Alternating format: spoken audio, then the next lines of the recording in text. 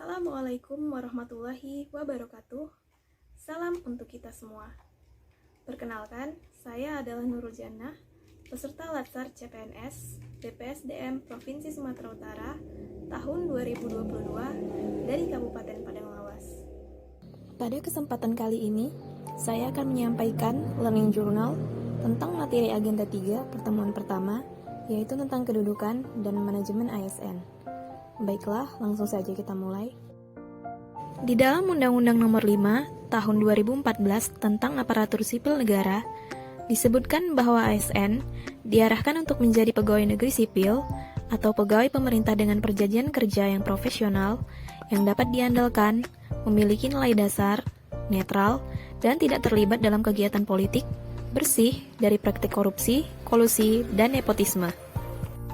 Pegawai ASN berkedudukan sebagai unsur aparatur negara yang menjalankan kebijakan yang ditetapkan oleh pimpinan instansi, pemerintah, serta harus bebas dari pengaruh dan intervensi semua golongan dan partai politik. Ada dua yang disebut sebagai ASN, yaitu PNS dan P3K. Yang pertama adalah PNS.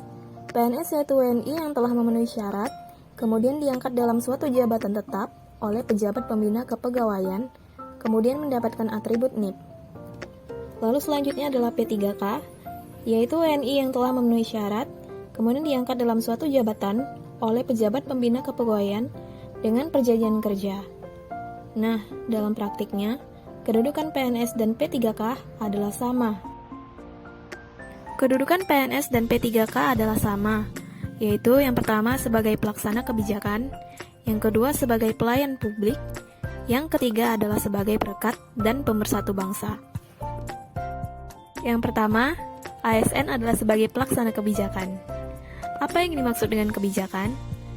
Kebijakan adalah serangkaian keputusan dan tindakan yang ditetapkan oleh pemerintah dalam bentuk undang-undang ataupun lainnya yang harus ditindaklanjuti oleh pemerintah pusat, daerah, ataupun kota. Sebagai pelaksana kebijakan publik, ada dua aspek yang harus dimiliki oleh ASN. Yang pertama itu adalah aspek kognitif, yaitu kemampuan substansial.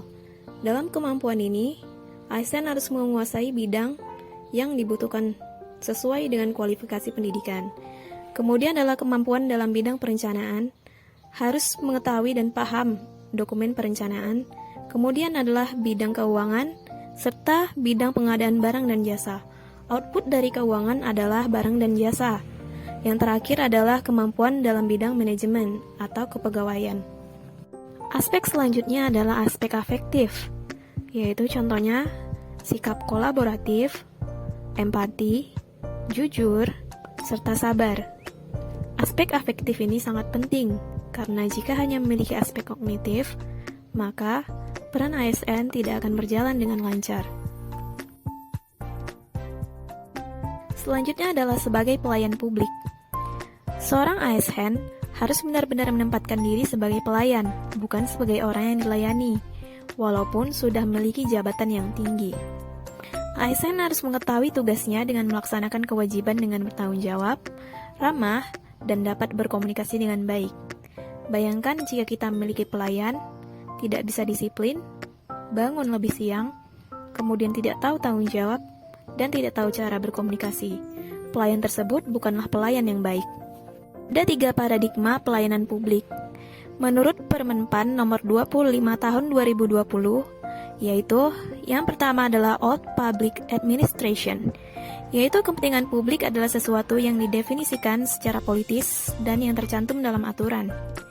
Lalu yang selanjutnya adalah New Public Management, yaitu kepentingan publik mewakili kinerja internal suatu instansi. Yang ketiga adalah New Public Service, merupakan paradigma yang dianggap ideal dengan kondisi saat ini karena selaras dengan asas demokrasi, karena responsif terhadap kepentingan publik. Paradigma ini berdasarkan pada service atau pelayanan. Saat ini sudah dilaksanakan, tetapi kebanyakan masih berupa sistem atau belum maksimal. Yang terakhir adalah sebagai perekat dan pemersatu bangsa.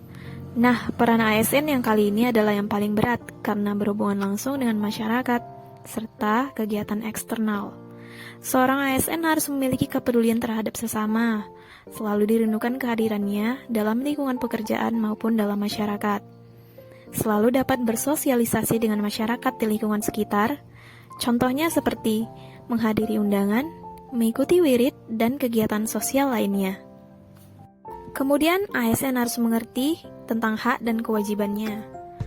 Haknya berupa gaji, cuti, tunjangan, CHT, pengembangan, serta kompetensi.